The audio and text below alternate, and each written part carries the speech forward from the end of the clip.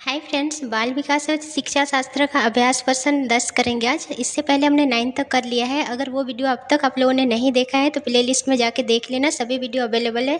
Channel को subscribe कर लेना ताकि रेगुलरली आप लोगों को प्रैक्टिस क्वेश्चन मिलता रहे और आप लोग की तैयारी बेहतर होती रहे। तो चलिए शुरुआत करते हैं फर्स्ट क्वेश्चन से। सृजनात्मकता मुख्य रूप से खाली स्थान से संबंधित है। पहला अभिसारी चिंतन, दूसरा अपसारी चिंतन, तीसरा मॉडलिंग, चौथा अनुकरण। तो इसका सही आंसर हो जाएगा पहला अभिसारी चिंतन। नेक्स्ट क्वेश्चन है 6 से 11 वर्ष के आयु वर्ग के बालकों की विशेषता है।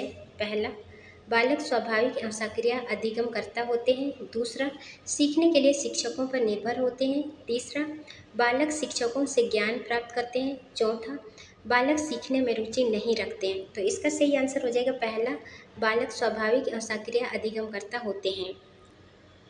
नेक्स्ट क्वेश्चन है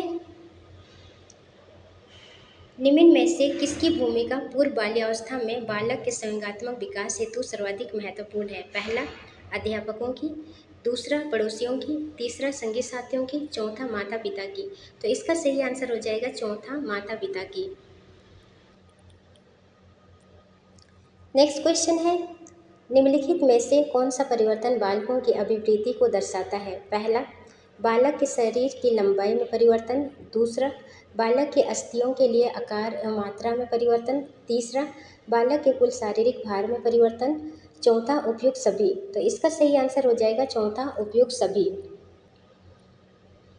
नेक्स्ट क्वेश्चन है शिक्षण की विभिन्न विधियों के प्रयोग के लिए कौन सी अवस्था सर्वाधिक उपयुक्त है। पहला बाल्यावस्था, दूसरा शिशुअवस्था, तीसरा प्रौढ़ावस्था, चौथा किशोरावस्था। तो इसका सही आंसर हो जाएगा पहला बाल्यावस्था। नेक्स्ट क्वेश्चन है निचली कक्षाओं में शिक्षण के खेल पद्धति मूल रूप से आधारित है। पहला शारीरिक शिक्षा कार्यक्रमों के सिद्धांतों पर, दूसरा शिक्षण पद्धतियों के सिद्धांतों पर, तीसरा विकास एवं वृद्धि के मनोवैज्ञानिक सिद्धांतों पर, चौथा शिक्षण के समाजशास्त्रीय सिद्धांतों पर। तो इसका सही आंसर हो जाएगा तीसरा विकास एवं वृद्धि के मनोवैज्ञानिक सिद्धांतों पर। नेक्स्ट क्वेश्चन है निम्न में से कौन सा सिद्धांत बाल विकास में वातावरण संबंधी कारकों को ही महत्व देता है। पहला विकास क्रम की एकरूपता का सिद्धांत, दूसरा सामाजिक अधिगम का सिद्धांत, तीसरा निरंतरता का सिद्धांत, चौथा परस्पर संबंध का सिद्धांत। तो इसका सही आंसर हो जाएगा दूसरा सामाजिक अधिगम का सिद्धांत। नेक्स्ट क्वेश्चन है विकास प्राणी में प्रगतिशील परिवर्तन है जो निश्चित लक्ष्यों की ओर निरंतर निर्देशित होता रहता है। यह कथन निम्न में से किसका है। पहला हरलॉक का, दूसरा जीन पियाजे का, तीसरा ड्रेवर का, चौथा फ्राइड का। तो इसका सही आंसर हो जाएगा तीसरा ड्रेवर का।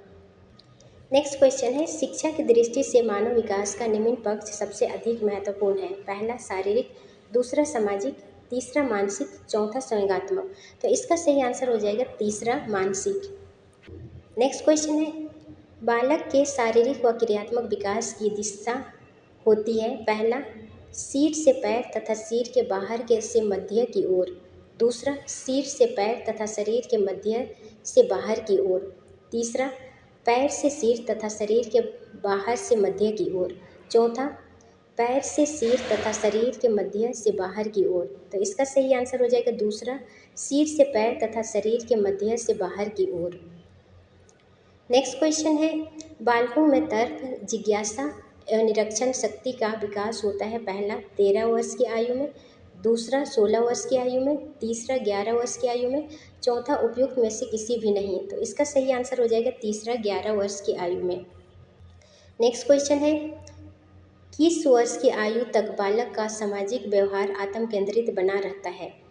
पहला लगभग 5 वर्ष की आयु तक, दूसरा लगभग 7 वर्ष की आयु तक, तीसरा लगभग 3 वर्ष की आयु तक, चौथा लगभग जीवन पर्यंत। तो इसका सही आंसर हो जाएगा तीसरा लगभग 3 वर्ष की आयु तक।